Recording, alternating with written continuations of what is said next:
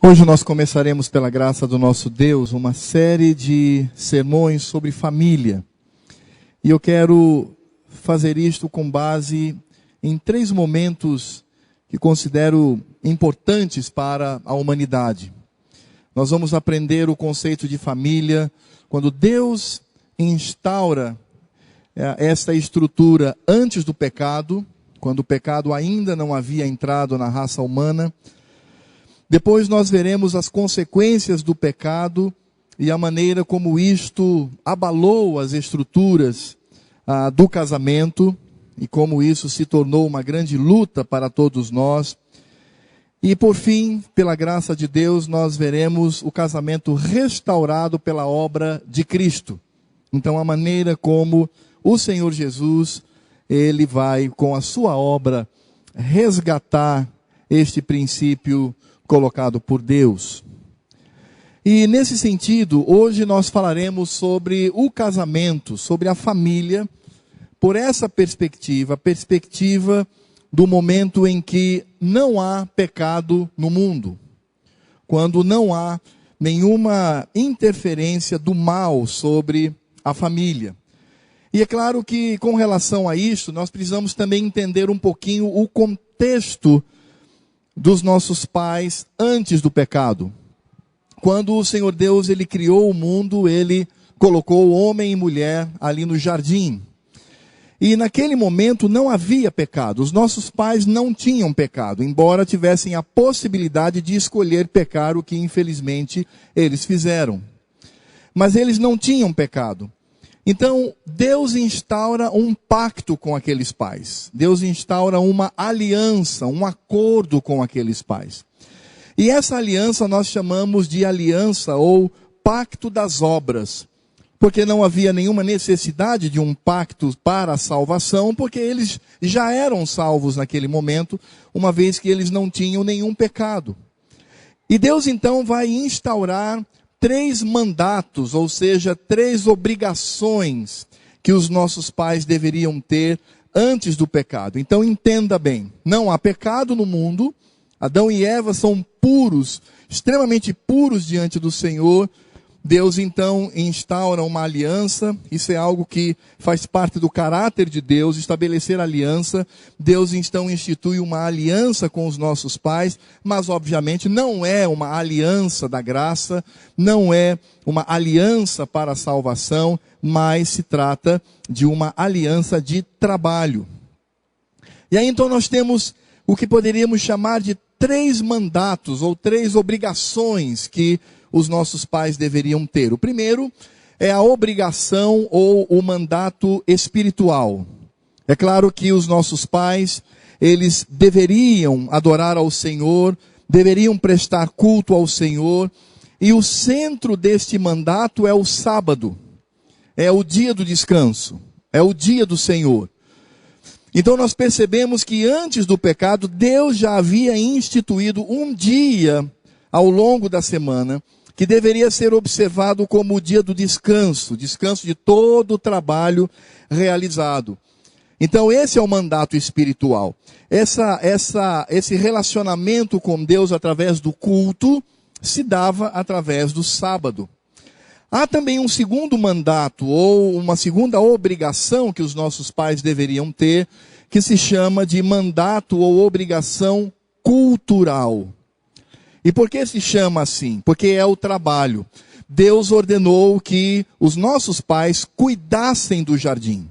Eles deveriam trabalhar. O trabalho, portanto, não é fruto do pecado, mas é algo que Deus sanciona sobre os nossos pais. Eles deveriam cuidar do jardim, cuidar das árvores, das plantas, dos animais, e isso é trabalho. Eles tinham um trabalho a cumprir, então é a isto que nós chamamos de mandato cultural. Então não vamos perder de vista aqui. Deus instaura um mandato espiritual, o culto, que é representado pelo sábado, pelo dia do Senhor, e Deus instaura então um mandato cultural, que é o trabalho que eles deveriam exercer. Mas há um terceiro mandato, além do espiritual e do cultural. É o mandato social. E no mandato social, o que nós vamos encontrar é o casamento. Porque nesse mandato, Deus, a princípio, instaura o casamento, e esse casamento deveria providenciar o enchimento da terra por seres humanos, ou seja, a procriação. Então nós já encontramos aí um dado claríssimo, que família é constituída, ela só existe quando também há procriação. Claro que existem situações em que a mãe ou o pai são estéreis, eles não têm como ter seus filhos, e isso não significa dizer que não estejam casados. Não é isso. Mas a possibilidade de procriação. É por isso que quando o movimento gayista no Brasil e no mundo querem forçar goela abaixo, dizendo que um homem pode casar com outro homem, isto não é casamento. Nunca será. Isso é um ajuntamento de dois homens. Porque quando nós olhamos para o perfil do casamento, nós vamos perceber que nesse casamento há alguns aspectos a serem considerados. Por exemplo, o número, 2 pessoas. Só 2 pessoas podem constituir um casamento. Também nós temos aqui o gênero, homem e mulher, podem constituir o casamento. E em terceiro lugar, com relação à espécie, o casamento só existe entre espécie humana. Então o movimento gayista no Brasil quer quebrar esses princípios. Se eles quebram esse princípio, nós temos um problema grave. Porque não basta apenas quebrar o gênero, ou seja, não é homem com mulher, mas homem com homem, mulher com mulher também institui casamento. Mas se você quebra um princípio, você quebra todos. Então também nós podemos quebrar o princípio, não apenas do gênero, mas também nós podemos quebrar o princípio da quantidade. Então por que 2? Então 4 podem formar um casamento, 15 podem formar um casamento, 20 podem constituir um casamento. Se você quebra um princípio, os outros também são destruídos. E se nós podemos quebrar o princípio do gênero, ou seja, não apenas homem e mulher, mas homem com homem, mulher com mulher, e podemos quebrar o princípio de número, não apenas 2, mas 40, por exemplo, podem constituir um casamento, podemos também quebrar o princípio da espécie. Então um homem pode se casar com uma galinha, por exemplo. Ou uma barata pode se casar com uma mulher. Porque se você quebra um princípio, todos são quebrados. Então não há essa ideia. O problema é que o movimento gayista às vezes não compreende um pouquinho isso. É que se você quebra um princípio, você tem direito de quebrar todos. Então, se não é mais homem e mulher, mas é homem com homem ou mulher com mulher, então 40 podem formar casamento e o homem pode casar com uma barata, porque isso também é casamento. Quem instituiu que nós vamos casar apenas na mesma espécie? E nós vamos perceber que estes princípios do casamento estão claros aqui nas Escrituras, porque o casamento foi criado por Deus. E é por isso que Deus, então, Ele vai dizer como deve acontecer. E nós, obviamente, como crentes, devemos estar firmes nesse processo contra o discurso gayista, contra o discurso que distorce a palavra do Senhor, e eu falo isso com muita tranquilidade nas Escrituras, e eu sei que essa mensagem está na internet, e é isso mesmo que eu creio, porque é isto que a palavra nos diz. Se eu for preso amanhã ou depois, pode ter certeza que tem a ver com o zelo pelas Escrituras. E o texto que nós vamos encontrar aqui para a sanção do casamento, esse mandato social, ao lado do mandato cultural, que é o trabalho, e o mandato espiritual, que é o sábado, nós temos aqui em Gênesis capítulo 2, do verso 18 ao verso 25. E aí nós temos então o Senhor Deus instaurando o casamento e as suas características antes do pecado. No momento em que os nossos pais, eles eram puros diante do Senhor. E aí diz assim a palavra de Deus em Gênesis capítulo 2, do verso 18 ao verso 24, desculpe. Até o verso número 24. Diz a palavra do Senhor: disse mais o Senhor Deus: não é bom que o homem esteja só. Far-lhe-ei uma auxiliadora que lhe seja idônea. Havendo, pois, o Senhor Deus formado da terra todos os animais do campo e todas as aves dos céus, trouxe-os ao homem para ver como este lhes chamaria. E o nome que o homem desse a todos os seres viventes, esse seria o nome deles. Deu nome o homem a todos os animais domésticos, às aves dos céus e a todos os animais selváticos. Para o homem, todavia, não se achava uma auxiliadora que lhe fosse idônea. Então aí temos o princípio de espécie. Então o Senhor Deus fez cair pesado sono sobre o homem, e este adormeceu. Tomou uma de suas costelas e fechou o lugar com carne. E a costela que o Senhor Deus tomara ao homem transformou-a numa mulher, princípio de gênero, homem e mulher. Transformou-a numa mulher e lhe a trouxe.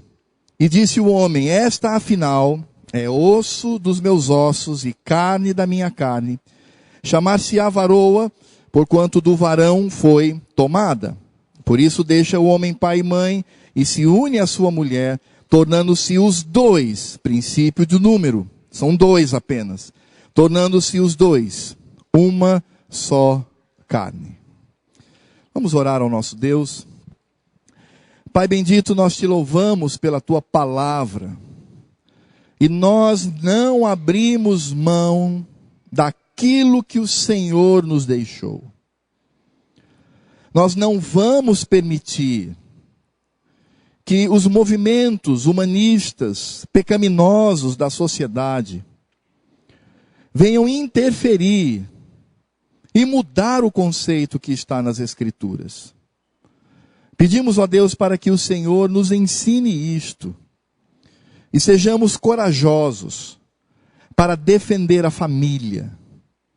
Sejamos corajosos para defender o casamento, ó Deus, entre um homem e uma mulher. E que sejamos, ó Pai, aqueles que fielmente defendem até mesmo com a própria vida, com o conforto, aquilo que as Escrituras nos ensinam. E agora, ó Deus, fala ao nosso coração.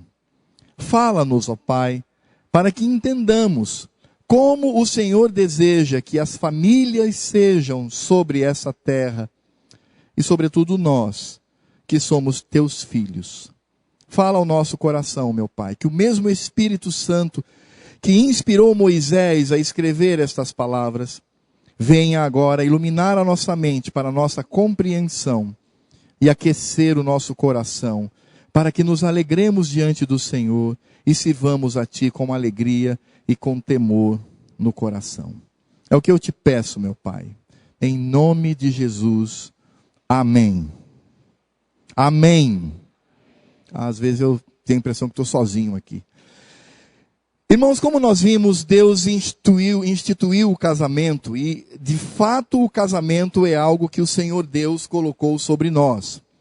Então, quando nós olhamos o verso 18, por exemplo, do início do nosso texto, quando encontramos Moisés escrevendo, disse mais o Senhor Deus: não é bom, não é correto que o homem esteja só, far-lhe-ei uma auxiliadora que lhe seja idônea. Nós vamos perceber aqui estes princípios já começando a serem forjados por Deus com relação ao casamento. Porque a gente precisa fazer a seguinte pergunta: o que de fato é o casamento?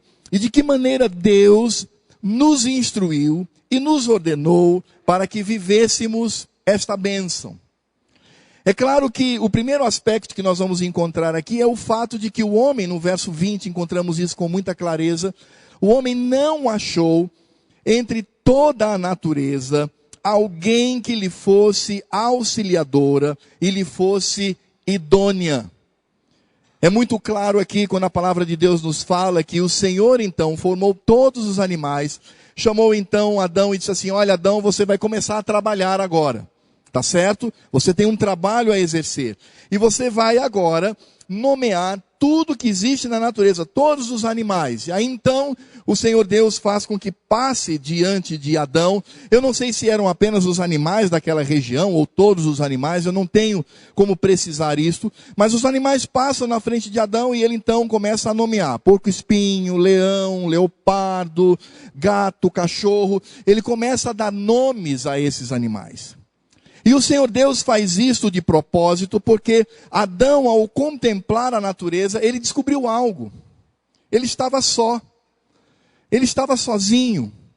Ele não conseguia se identificar com o porco-espinho por razões óbvias, com o leão ou a leoa por razões óbvias.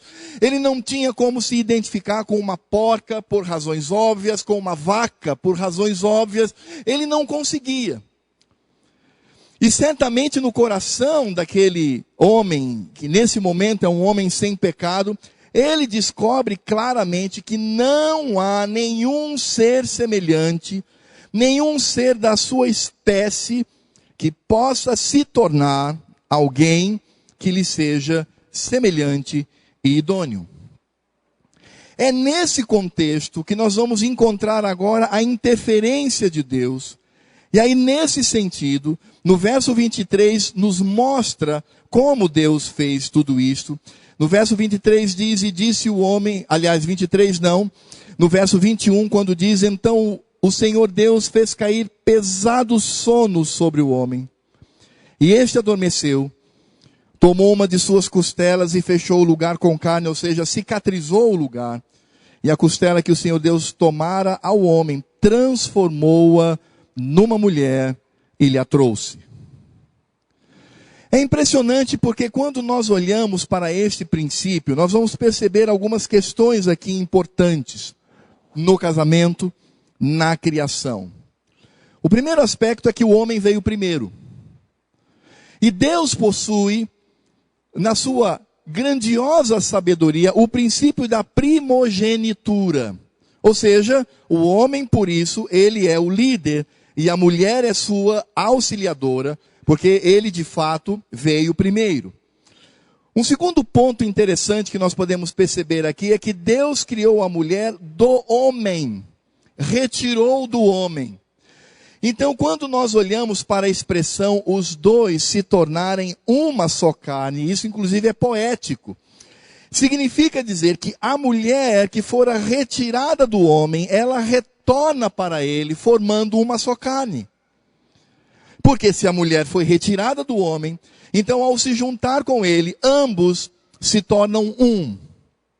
O casamento, portanto, traz essa ideia de que a mulher saiu do homem pela ação de Deus para que ela se tornasse uma auxiliadora idônea.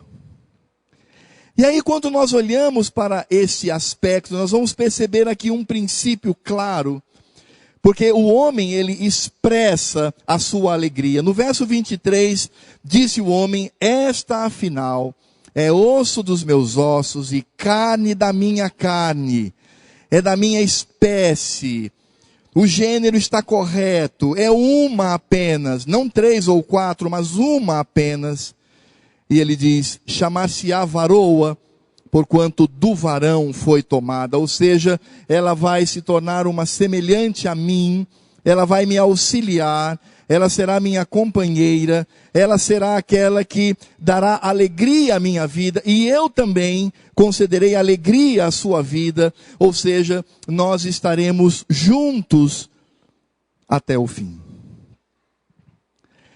Quando isso acontece, surge então o verso 24, e o verso 24 é um verso muito conhecido por todos nós, mas aqui no verso 24, nós temos todo este processo, o homem está só, dá nome aos animais, não encontra uma mulher para ele, Deus retira do próprio homem a sua companheira, essa companheira então é osso dos ossos desse homem, carne da carne, ela vai se chamar varoa, porque do varão foi tomado. Quando tudo isso acontece, nós temos o verso número 24. E o verso número 24 vai trazer numa frase todo o princípio de Deus para o casamento entre um homem e uma mulher. Vamos repetir juntos o verso número 24, vocês podem ler comigo, leiamos todos. Por isso, deixa o homem pai e mãe e se une à sua mulher, tornando-se os dois uma só carne. Quando nós olhamos para esta frase que certamente se repetirá ao longo das Escrituras, o próprio Senhor Jesus, ele utiliza aqui como base para combater o divórcio, nós vamos perceber que aqui o Senhor Deus, ele instaura 3 princípios para o casamento. E o primeiro princípio que nós vamos encontrar aqui é o que nós poderíamos chamar de princípio da exclusividade. ser exclusivo. E nós vamos encontrar esse princípio quando encontramos aqui a primeira frase: por isso, deixa o homem pai e mãe, e se une, gruda, cola, está sempre junto à sua mulher.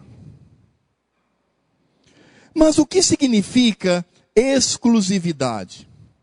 É interessante porque aqui nós vamos encontrar a visão do que se deve conceber como família. O fato de que se os dois estão ali, é porque de fato a família principal que eu tenho é a minha esposa.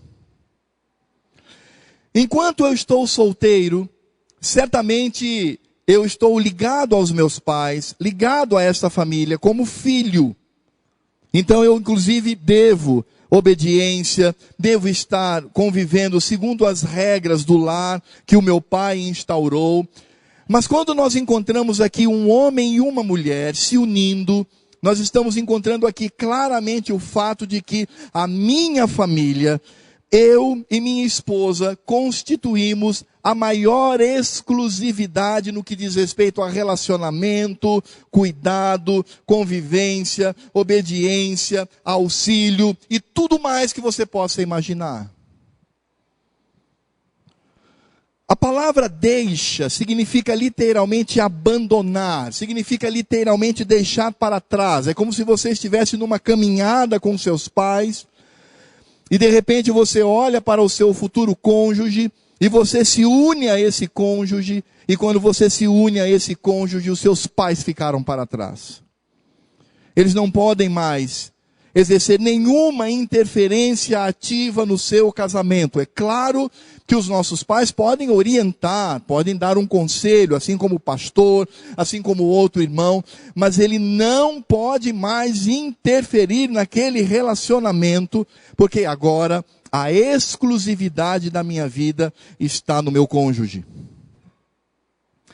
Geralmente quando eu falo isto para jovens casais, ou quando eu falo isto para dois jovens que querem se casar, eu trago um exemplo assim muito grosseiro, mas para que entendamos o princípio. Eu sempre digo, olha, vamos supor que a sua casa pegue fogo. E aí você tem lá o seu pai e o seu marido, ou a sua mãe e a sua esposa. E você só tem condições de salvar um apenas, o outro vai morrer. Não há como, você vai ter que fazer uma escolha. Quem você deve salvar? E aí eu sempre respondo a esta pergunta dizendo, a pessoa que você vai salvar é o seu cônjuge. Porque ele é prioridade na sua vida. A prioridade na vida significa dizer que eu não posso colocar a minha família, os meus pais, os meus sobrinhos, os meus amigos, nada que venha superar as minhas obrigações com relação ao meu cônjuge. Você já viu aquela situação quando o marido chega e diz assim, mulher, olha, hoje nós vamos receber o gerente da empresa. Ele vem jantar aqui. Então eu quero que você prepare. Aí a mulher vai lá, abre aquele armário cheio de teia de aranha, pega toda aquele conjunto de cristais e coloca a mesa, os pratos arrumadinhos, os talheres, ela vai pegar o pirex, ela vai pegar a travessa, ela vai pegar os melhores copos, os melhores talheres e vai servir um jantar para aquele indivíduo. Até aí tudo bem. O problema é que no dia seguinte, quando a família se reúne para comer, aí vai pegar na panela, vai usar prato descartável, vai usar, enfim, você vai comer no balcão, não, na mesa não vou arrumar a mesa porque vai dar trabalho. Você percebe aí o princípio? Por que nós somos assim? Por que nós favorecemos aos de fora? Eu sempre tenho dito para minha esposa isso. Sempre. Ela pode confirmar com você. Eu tenho dito, minha querida, minha prioridade é a minha família. Eu nunca vou oferecer algo melhor para quem quer que seja que não tenha oferecido para a minha família. Esse é o princípio da exclusividade. É nesse sentido que nós devemos viver. E por isso muitos casamentos, e agora, claro, fazendo uma aplicação hoje, nós que vivemos do lado de cá, da queda do homem, é por isso que muitas vezes nós temos tantos conflitos. Porque quando tem alguém em casa, alguém importante, eu trato tão bem aquela pessoa, eu dou o melhor que tenho para ela, eu ofereço aquilo que é de extremo conforto, faço o melhor doce, o melhor jantar, ofereço a melhor mesa, os melhores apetrechos. E é claro, irmãos, eu estou dando exemplo apenas de um jantar, mas infelizmente muitas pessoas fazem isso com quase tudo no casamento. Por isso, quando nós pensamos no princípio da exclusividade, isso é de Deus. Porque o Senhor Deus está trazendo aqui aquilo que existe de mais íntimo, de mais próximo a mim, que é o meu pai e a minha mãe. Por isso Deus diz assim: quando você se casar, quando você se unir à sua mulher, abandone, deixe para trás o seu pai e a sua mãe. É claro que isso não significa dizer que eu não vá cuidar dos meus pais. Não é isto. Porque nós encontramos no 5º mandamento algo claríssimo: honra teu pai e a tua mãe, para que os teus dias se prolonguem sobre a terra. Quem cuida dos pais são os filhos. Eu não estou dizendo que a palavra de Deus diz que devemos abandonar os nossos pais, a sua própria sorte, sem que cuidemos deles. Podemos trazê-los para a nossa casa, trazer para o nosso convívio, cuidar com todo carinho. Isso deve ser feito, mas a minha família, a prioridade que eu tenho, obviamente, é o meu cônjuge.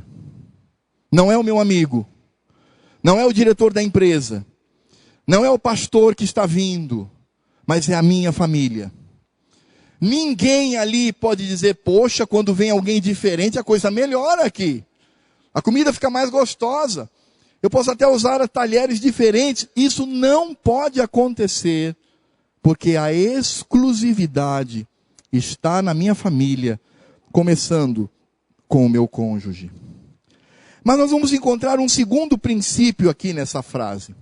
Não há apenas o princípio da exclusividade, deixa o homem pai e mãe e se une à mulher. Mas nós vamos encontrar também aqui o princípio da pactualidade, da aliança. E esta pactualidade está nessa pequena frase que diz: se une à sua mulher. Quando nós olhamos esta expressão, o que nós vamos ver aqui, nesta união entre um homem e uma mulher, nós vamos claramente perceber que aqui há um pacto, aqui há uma aliança. Pacto significa um acordo. Pacto significa firmar um acordo, onde ambas as partes possuem responsabilidades. E é claro que no casamento nós vamos encontrar responsabilidades claras. Por exemplo, não podemos de forma nenhuma roubar o direito que o meu cônjuge tem pelas Escrituras. Eu não posso fazer isso. Eu preciso entender que ao me casar, eu estou me unindo àquela pessoa, e esta união, ela existe como uma união pactual, como uma aliança estabelecida entre mim e aquele com quem vou viver para o resto da minha vida. E aí é claro que nesse sentido, nós podemos perceber que esse aspecto aponta, por exemplo, para o papel que cada um deve exercer no lar e no casamento. E se nós fôssemos talvez pensar no princípio geral desse pacto estabelecido, nós temos que afirmar que o homem, por exemplo, ele é o líder. E a mulher é auxiliadora. E não o contrário. Não é o homem que segue a mulher.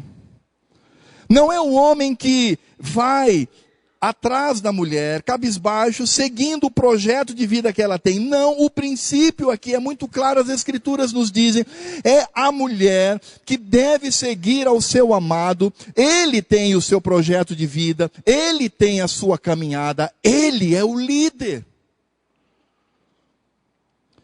É a mesma coisa como se nós tivéssemos um sargento e um soldado, e de repente o sargento dissesse, olha, eu até conheço bem, mas vai na frente, vai você dirigindo, porque eu acho melhor seguir os seus passos. Isso é um absurdo, porque não é assim que funciona.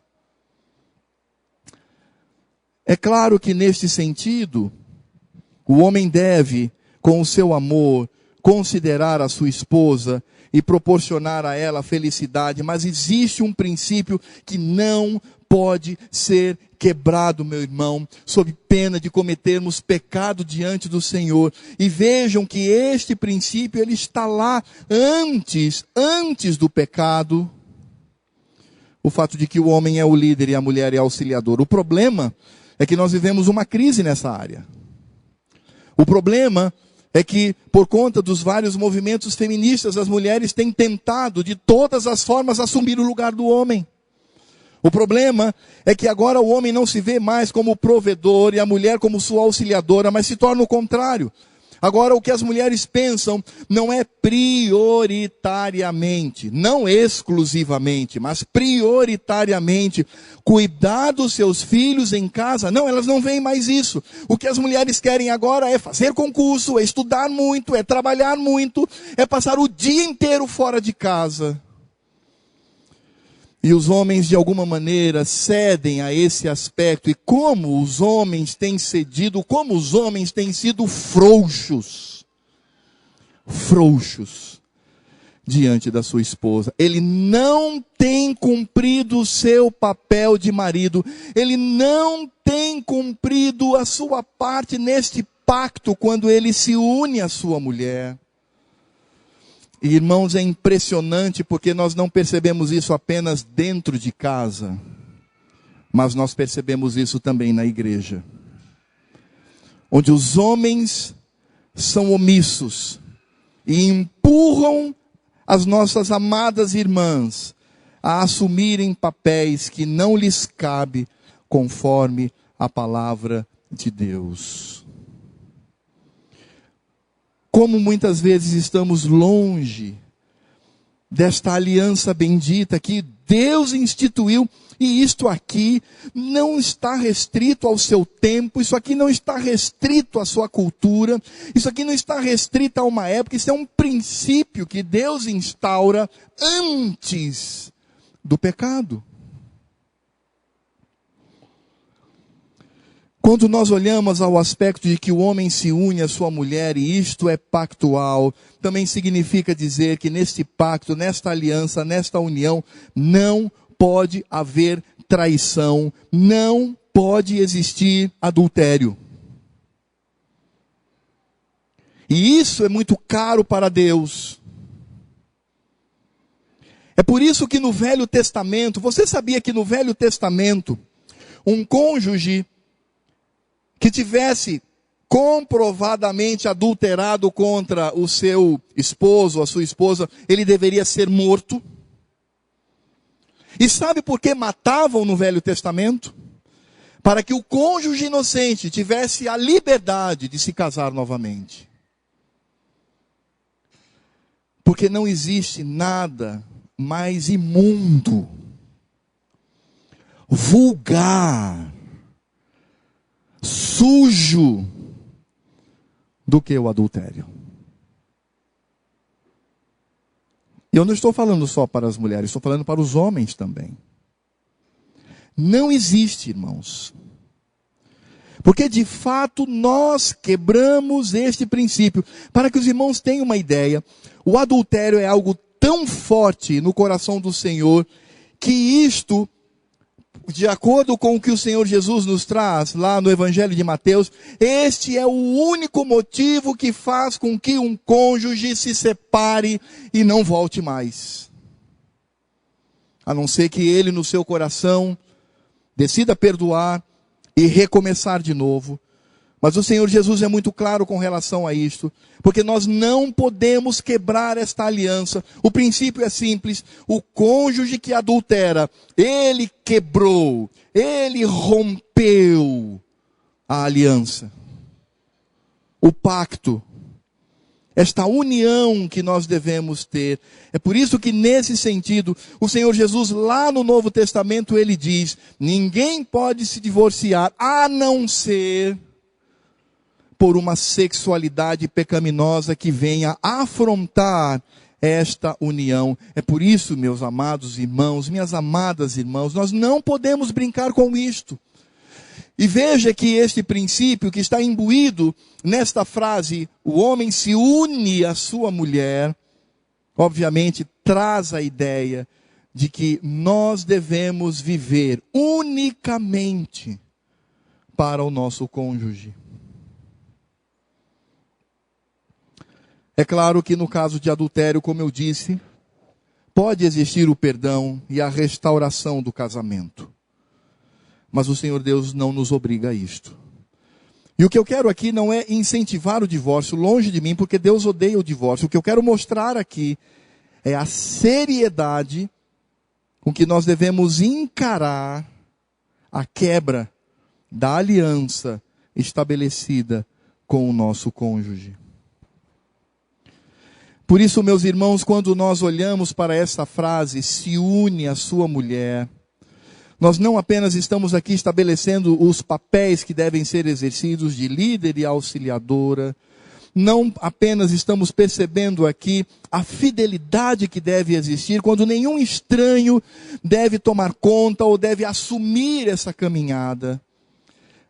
Mas nós também percebemos que nisto nós devemos sempre ceder, abrir mão de muita coisa para vivermos juntos. Algumas pessoas sempre dizem assim: ah, pastor Alfredo, eu já entendi. Então no caso do casamento, então assim, a mulher abre mão 50% da vida dela, o homem abre mão 50% da vida dele, e aí os dois se unem, aí vai ficar coisa maravilhosa, vai ficar lindo isso. Não, não é assim. A mulher tem que abrir mão 100% da sua individualidade e da sua vida para estar com seu marido.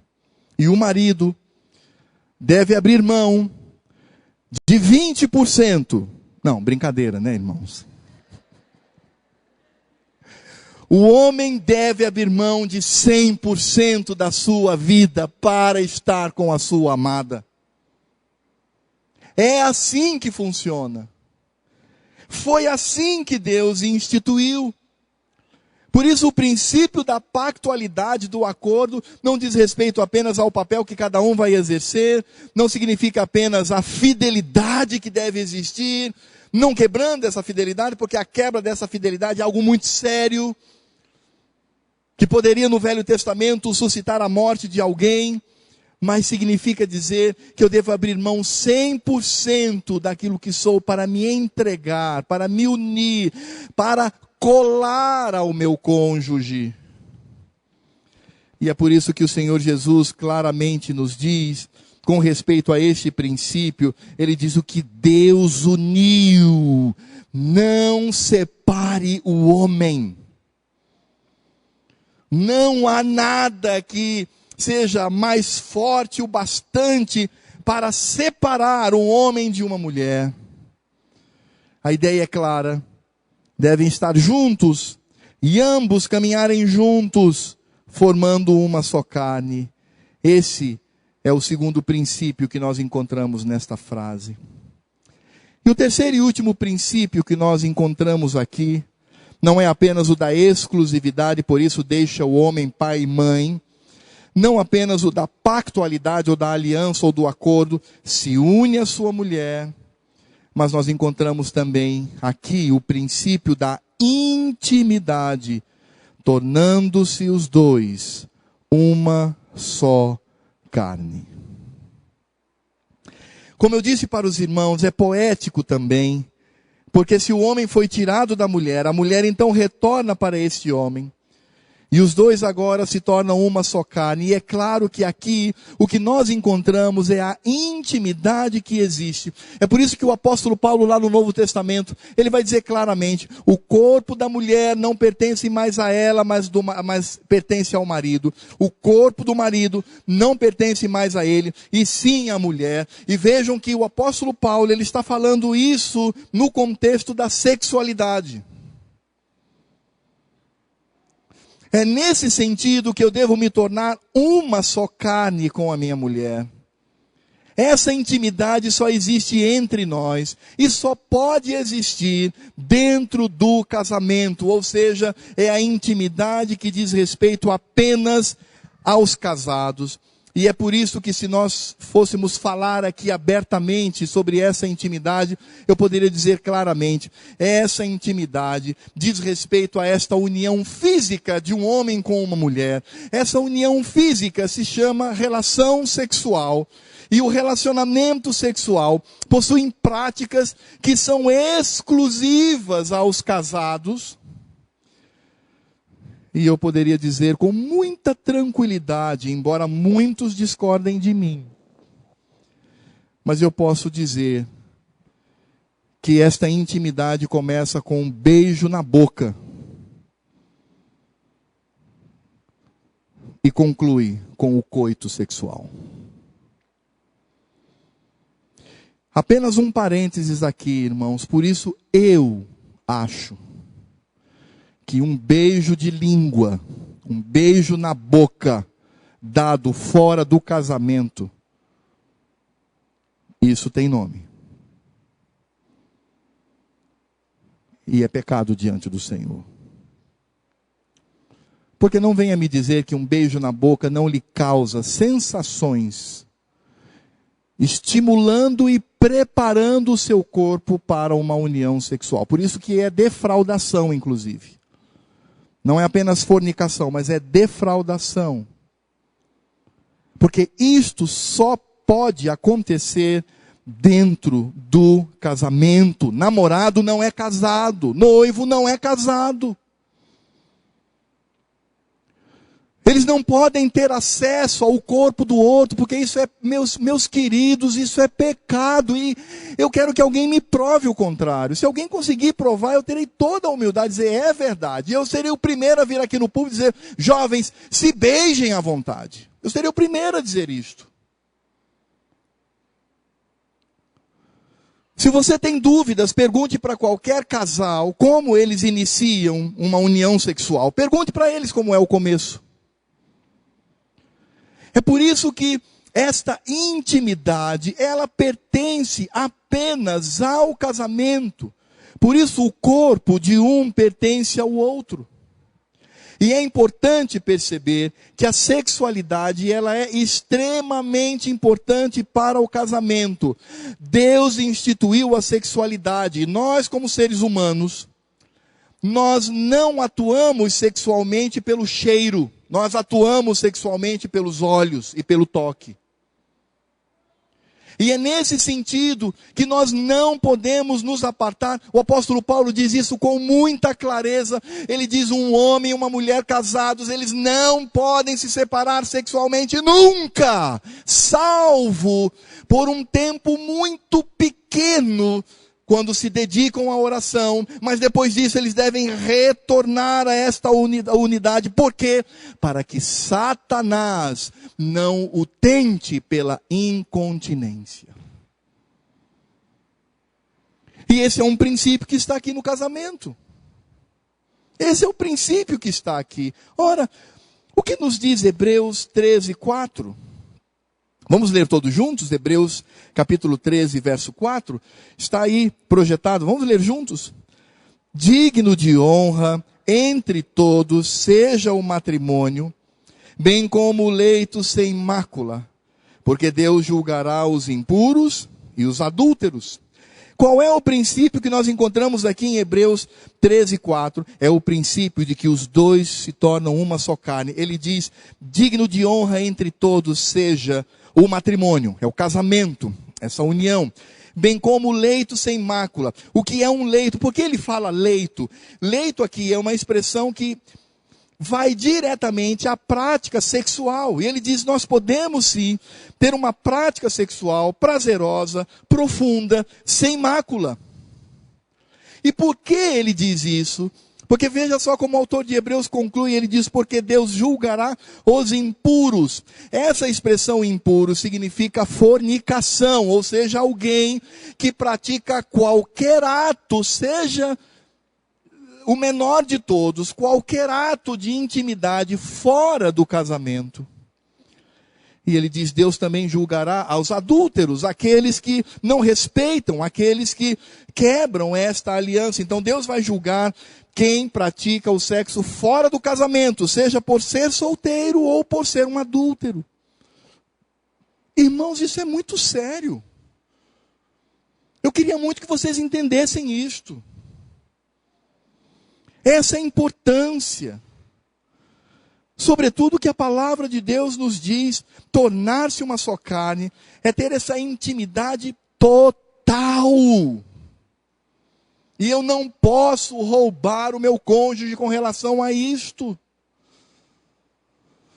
Senão eu devo ficar solteiro.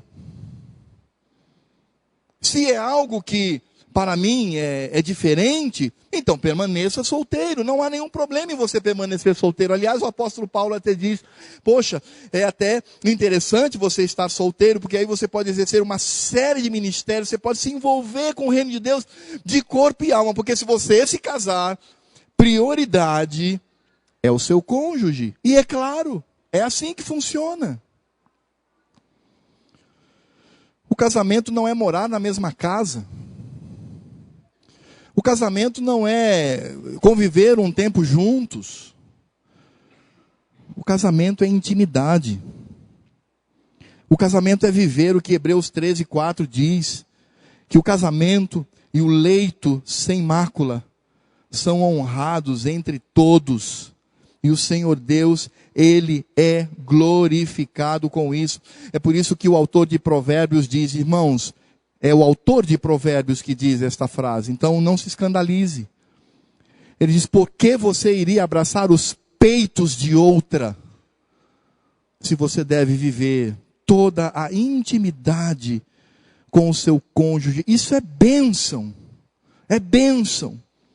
É claro que ambos devem obedecer a um ritmo. É claro que com o envelhecimento há uma mudança em termos de ritmo, de frequência, claro, mas isso deve sempre estar presente de uma forma ou de outra. E essa intimidade, ela não se estabelece apenas pelo leito em si, mas um toque, uma palavra, um gesto de carinho. Essa intimidade que faz com que eu olhe para minha esposa, veja o seu corpo e digo, esse corpo é meu, assim como esse que está aqui pertence a ela. E nós devemos usufruir isto com muita profundidade para a glória de Deus. Irmãos, intimidade no casamento também existe para a glória de Deus. Se eu quebro este princípio, eu não estou glorificando a Deus na vida do meu cônjuge. Por isso os dois se tornam uma só carne. E é exatamente isso que nós encontramos nessa frase. Quando Deus manda o homem olhar para os animais, não perceber ali nenhuma companheira, quando Deus adormece esse homem, retira-lhe uma costela, faz daquela costela uma mulher, entrega a esta mulher. Quando esse homem, ele exclama com alegria, esta afinal é osso dos meus ossos e carne da minha carne, chamar-se-á varoa, porquanto do varão foi tomada. Aí nós temos aqui o princípio de Deus para o casamento antes do pecado. Por isso, deixa o homem pai e mãe. É exclusivo. E se une à sua mulher. É um pacto, tornando-se os dois uma só carne. É íntimo. Irmãos, qualquer coisa menos que isto é pecado.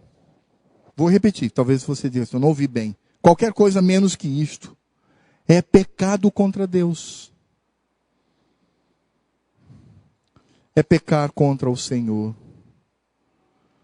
Foi isso que Deus deixou para nós. E é isso que devemos vivenciar. Domingo que vem, se vivos estivermos, se for da vontade do Senhor, Nós vamos falar um pouco do casamento sendo atingido pelo pecado e a maneira como tudo isso foi desfigurado por conta do pecado que entrou, e isso faz com que tenhamos sempre esta luta constante com relação ao nosso casamento. Mas é importante pensar que estes princípios, como Cristo deixa claro no Evangelho de Mateus, embora tenham sido dados antes da queda, são princípios que devemos ter na nossa vida hoje. Por quê? Porque o casamento foi criado por Deus. Deus instituiu o matrimônio. E é por isso que nós encontramos claramente aqui nas Escrituras, é o meio lícito para a procriação, ou seja, para que os filhos venham, desde que os casais estejam fisicamente aptos para isso. Se não estiverem, mas ainda assim estão casados. E esses princípios devem estar presentes. Por isso, irmãos, nós devemos observar essas questões, avaliar o nosso casamento e perceber se de fato temos seguido estes princípios. Quais são eles? O da exclusividade, o da pactualidade ou aliança e o princípio da intimidade, para que o Senhor seja glorificado. Por isso, deixa o homem pai e mãe e se une à sua mulher, tornando-se os dois uma só carne. Feche os seus olhos e vamos ter uma palavra de oração nesse momento. Convido o presbítero Jorge para vir aqui à frente. Eu vou pedir para que o Jorge faça uma oração de gratidão a Deus por essa bênção deixada a nós. E, sobretudo, fazer com que observemos estes princípios para que tenhamos um casamento feliz no Senhor.